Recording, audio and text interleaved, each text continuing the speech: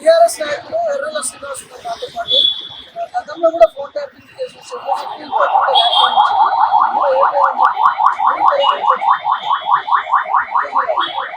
Congress party ఒక నాయకుడు కార్యకర్తలు ఫోన్ ట్యాప్ చేసింది అనేసి 2 పేజీల దరఖాస్తు ఇస్తే ఈ కాంగ్రెస్ ప్రభుత్వం పంజగుట్ట ఏసీపీ అండ్ డీసీపీ 82 పేజీల డాక్యుమెంట్ను హైకోర్టుకు సమర్పించింది.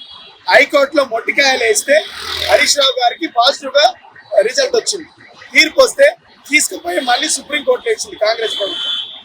లక్షల కోట్ల రూపాయలు ఖర్చు పెట్టి పెద్ద పెద్ద అడ్వకేట్లను పెట్టి సుప్రీంకోర్టు వేసింది. సుప్రీంకోర్టులో కూడా హరీష్ రావు గారిని ఈ ఫోన్ ట్యాపింగ్ లో మళ్ళీ విచారణ పిలవద్దు, క్లీన్ చీట్ ఇచ్చినామని చెప్పింది. ఇచ్చిన 20 రోజులు కూడా కాలేదు. ఇలా మీరు మళ్ళీ హరీష్ రావు గారిని పిలిచి నోటీసులు ఇచ్చి మీరు ఇలా ఫోన్ ట్యాపింగ్ మీద విచారణ అంటే ఇది డైవర్ట్ పాలిటిక్స్.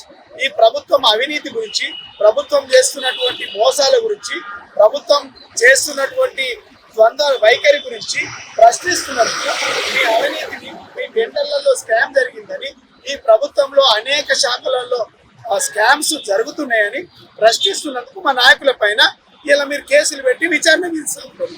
పంచాయతీ ఎన్నికలనేమో కేటీఆర్ గారికి నోటీసులు ఇచ్చి మీరు ఇబ్బంది పెట్టే ప్రయత్నం చేసింది. ఇలా మున్సిపల్ ఎన్నికలనేమో రేపో మాపో నోటిఫికేషన్ వస్తుంది.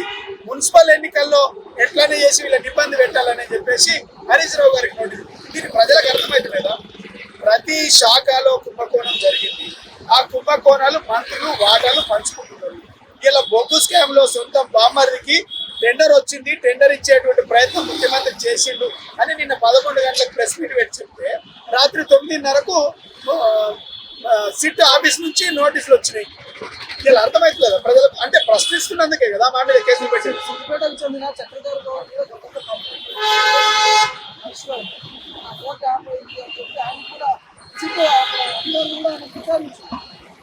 నేను అదే కదా, హైకోర్టులో క్లీన్ చిట్ వచ్చింది, సుప్రీంకోర్టులో క్లీన్ చిట్ వచ్చింది, ఏమి లేదు అని. ఇలా మీరు ఎందుకు పెట్టిండ్రు? ఇలా చట్టాలన్నీ ప్రభుత్వాన్ని సిట్టు కానీ లేకుంటే సిబిఐ కానీ ఏదైనా మీ సొంత అవసరాల కోసం, ఇన్కమ్ ట్యాక్స్లు మీ సొంత అవసరాల కోసం వాడుకుంటున్నారు.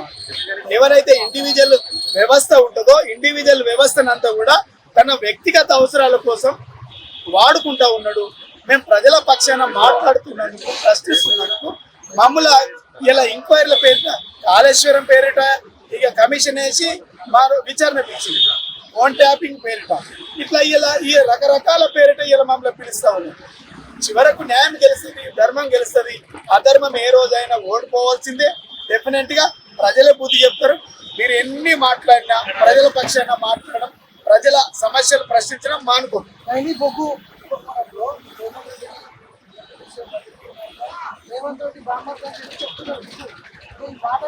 పేపర్లలో వచ్చింది కదా, 90 బ్లాక్ సొంత బామార్జీ సుధన్ రెడ్డికి, డిప్యూటీ సీఎం దోస్త్ అయినటువంటి నరేంద్ర చౌదరికి, కోమటిరెడ్డి వెంకటరెడ్డి బ్రదర్ సుషి కంపెనీకి, ఈ ముగ్గురు మధ్య పంచాయతీ రాష్ట్ర పంచాయతీగా మీరు చిత్రీకరిస్తా ఉన్నారు.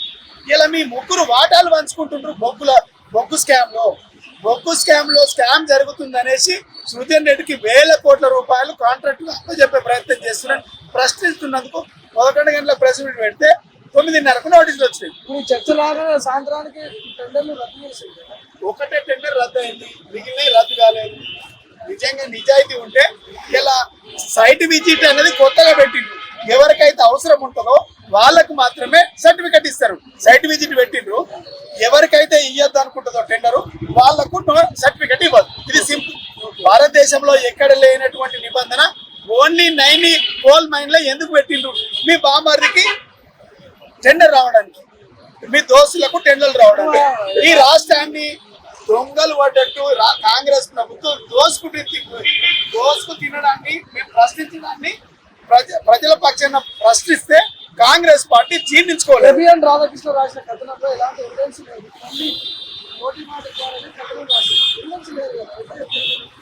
ఎవిడెన్స్ లేనందుకే రిపోర్టర్ని అరెస్ట్ చేసి, ఈ ప్రభుత్వానికి చిత్తశుద్ధి ఉంటే మరి రాష్ట్రాల మీద కూడా సిట్ వేస్తాడా, రిట్ వేస్తాడా? మరి వాళ్ళ మీద కూడా యాక్షన్ తీసుకోవాలి కదా. ప్రభుత్వానికి చిత్తశుద్ధి ఉంటే, కాంగ్రెస్ పార్టీకి చిత్తశుద్ధి ఉంటే జర్నలిస్టులను కాదు అరెస్ట్ చేయడం, రిపోర్టర్లను కాదు, డెస్క్ లో ఉన్నటువంటి ఇన్ఛార్జ్లను కాదు, ఎవరైతే డెస్క్ లో ఇన్ఛార్జ్ ఫోన్ చేసి ఈ ఈ ఈ స్టోరీ వేయమని చెప్పిండ్రో వాళ్ళని కదా పిలవాల్సింది, వాళ్ళని కదా జైలు పెట్టాల్సింది. ఎందుకు చిన్న చిన్న ఉద్యోగులతోని జీవితాలతో ఆడుకుంటుంటారు. పండుగ పూట అరెస్టులు చేసి 6 గ్యారంటీలు సోనియా ఇస్తే 7వ గ్యారంటీ కింద మేము ప్రజాస్వామ్యాన్ని కాపాడుతాం, ప్రజాస్వామ్యం తెస్తామని చెప్పింది. ఎక్కడుంది ప్రజాస్వామ్యం? నోటీసులు ఇచ్చిండ్రు, సిట్టాల్ గారు మాట్లాడుతున్నారు, విచారిస్తున్నారు లోపల. ఎందుకు ఇంత బలప్రయోగం? కేవలం హరీష్ రావు గారిని అక్రమంగా ఇలా పిలిచినందుకు మా కార్యకర్తలు భావేత్వానికి గురై ఇలా ఎక్కడికక్కడ మద్దతు తెలపడానికి వచ్చింది. ఇలా మమ్మల్ని అడ్డుకోవడానికి 5,000 మంది పోలీసులను పెట్టిండ్రు. ఇలా నిలబడితే తప్ప ప్రదర్శన ఎదురు చూపించుకోవాలి. బల ప్రదర్శన ఏం లేదు. మాకంత బలగం ఉన్నది. మేము బల ప్రదర్శన చూపించాలనుకుంటే ఈ ప్రభుత్వం నడవదు. మాకు అంత పెద్ద బలగం ఉన్నది. 65 లక్షల మెంబర్షిప్ ఉన్నటువంటి భారతదేశంలో సింగిల్ పార్టీ బీఆర్ఎస్ పార్టీ. కోట్లాది మంది అభిమానులను సంపాదించుకున్నటువంటి కేసీఆర్ గారి పార్టీ ఇలా కేసీఆర్ గారి ప్రభుత్వం, కేసీఆర్ గారి కార్యకర్తలు ఎంతో కోట్ల మంది తయారు చేసింది. మేము బలపదం చేయాలా? ఎక్కడికక్కడ ప్రజలు అభిమానులు హరీష్ రావు గారికి అభిమానంగా వచ్చిండ్రు. ఎదుర్కొంటారు నోటీసులు. ఏదైనా చట్టపరంగా న్యాయపరంగా